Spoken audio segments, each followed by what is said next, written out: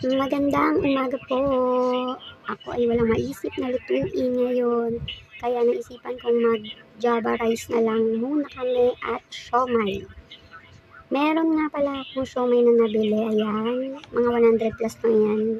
Tapos 66 pieces na siya, 1 kilo na siya, ayan. Ni-steam ko lang yung iba, tapos yung natira, pinirito ko para may ngangat-ngatin ako habang nagluto ako. Gumawa na rin ako toyo, kalamansi at sili, gagawa ako ng fried garlic, chili garlic, ayan, nagprito ko, ngangat-ngatin ko, ayan yung pinirito kong bawang at saka sili. Mabilis lang naman maluto yung bawang at sili, ayan. Hinalo ko na lang, syempre, sasawsaw na lang kasi konti lang naman yung ginawa kong bawang. Ayan na, in-steam ko na yung siomai.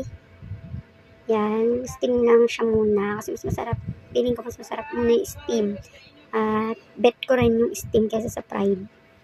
At ayan, eto na ang finished product. Oh yeah, kain na tayo. Yo, at isawsaw sa toyo with chili garlic. Okay, kain na po. Thank you, Lord.